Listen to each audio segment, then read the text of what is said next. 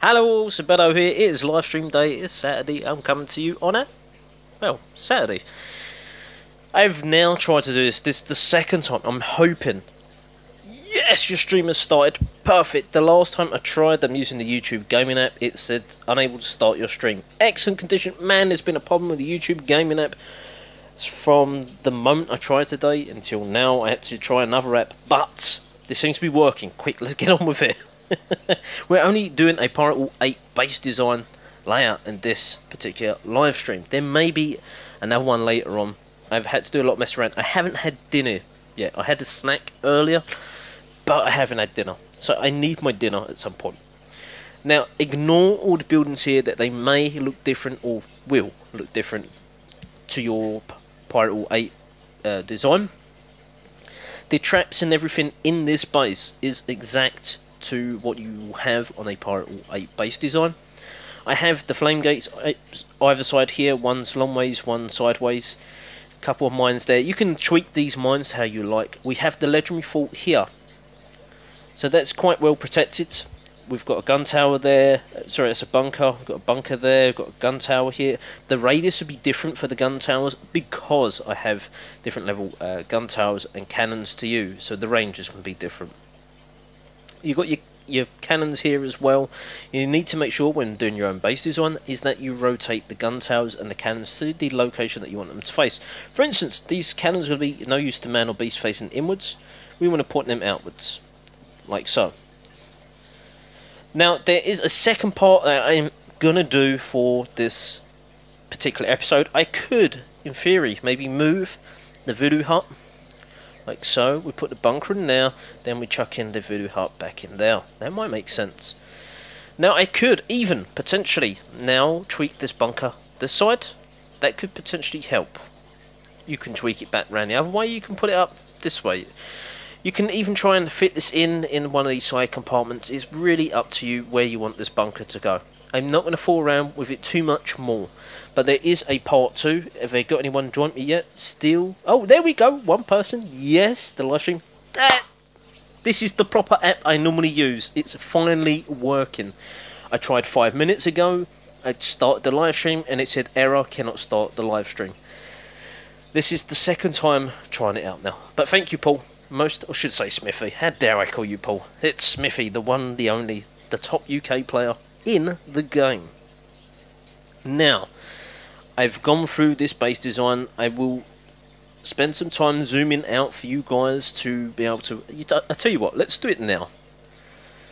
We're going to go in 4 different angles. So we've got this angle here, then we'll start zooming into where various parts are. Then I want to tweak the base for the second stage. I want for you guys to try the AI, see if the AI works differently. So we've paused it long. I mean, you can pause it, obviously. I just want to leave it long enough. Obviously, my ship is sailing as well, so you can't actually see the ship. You can see roughly with the little yellow arrows. You can tweak it, so if it's not quite in the right position, move it one tile left or right, wherever you want it to go. Let's zoom out a little bit more. Only my mum mainly calls me Paul, but I've been called worse. Same here, I've been called better too. I haven't been called legend yet. I'm still waiting for that one. I'm not hinting, by the way. Let's zoom out a little bit more. So I'm using these decorations forfeit to push the spawn point of the opposition out as far as possible. This isn't going to work so well when it's Thunderstruck event. You have to pull them decorations in closer to the base. But we're not in Thunderstruck, so let's ignore that. Let's jump around this angle here.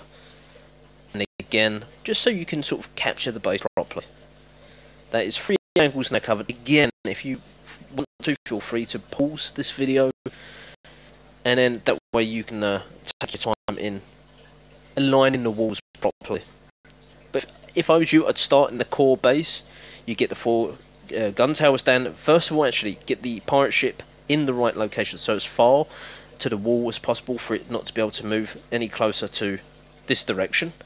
Make sure you get your 2 layers walls in, because I made a mistake earlier and carried on the whole base, and that's to drag everything 1 tile. Then you start concentrating on getting the 4 gun towers in cannon either side, then you've got the width for the base. There is one tile that side though, so bear that in mind, and then fit the gold storage, grog storage into them locations. Then you've got the width of your base. Then you can start bringing the walls downwards. That's going to make it easier for you. This base is practically it. We have the flame gate, one on its side there, one going a long ways. We've got traps here and there. We've got a mystic mine this side, hiding there. A legendary trap just in case they want to come in from that direction. Same this side, so it stuns them. Obviously the legendary pirate gets stunned. The legendary trap is here for when they actually come in this direction. Another mystic mine there for when they want to actually walk into the legendary fault or try and come through from this range, which won't be the best idea for them. A bunker is hiding there. Again, fit it into the base wherever you want. The mines have just dotted any old how, because I leave that up to you to figure out. Now that is the main concept of this base. Now the tweak comes in, what I want to talk about. Now what I want to do is take these buildings out. You can now switch these buildings around for these ones here, because ideally you want the resources closer inwards and better protected. You could even swap them for decorations here. Whatever you want to do, feel free to do it. But the main concept is take these buildings out, and I'm hoping then that the AI will not want to target the buildings here. They want to instead. Their nearest location will say be the cannon, so they're going to have to walk through a little chamber of secrets. Oh no, it's Harry Potter phrase there. I'm sure some people will be pleased with that. I know I am. They'll walk into the base, into the death trap of the ground pounder. They're going to have a bunker firing, another bunker firing. You've got a gun tower in here, you've got cannons here. As Smithy said earlier, before I forget, thank you Smith, obviously do the same to the side as well. I've got the flagpole here. I've trying to remember things I said earlier. Flagpoles here, it cannot be destroyed and it will knock Sky Raiders down. You've got the ARRR in the middle of the base. You've got tall buildings in the corners. I will come back to what Smithy said, I hope. I forgot already, so maybe you can refresh his own memory and mine. Tall buildings in the corners here for the Sky Raiders. The storages will also knock them down. Oh yes, back gun towers, Smithy. Don't let me forget the thing you said about gun towers earlier. Silo is also a tall building. You want to try and make sure, of course, I mean, the way I've got this sort of set out now, apart from if you take out this building here, it's not really ideal for you to get the Sky Raiders in. And as soon as the Sky Raiders get in, if they hit a gun tower, which is also a tall building, they're going to fall straight to the floor. Then you've got two Mystic Mortars there. Plus, depending on where they do it, I mean, you could maybe bump that out one there a little bit, sneak this, oh, not the wall, sneak the Mystic Mine in here. So it's got a little range here. It might even be able to stun the Sky Raiders for you.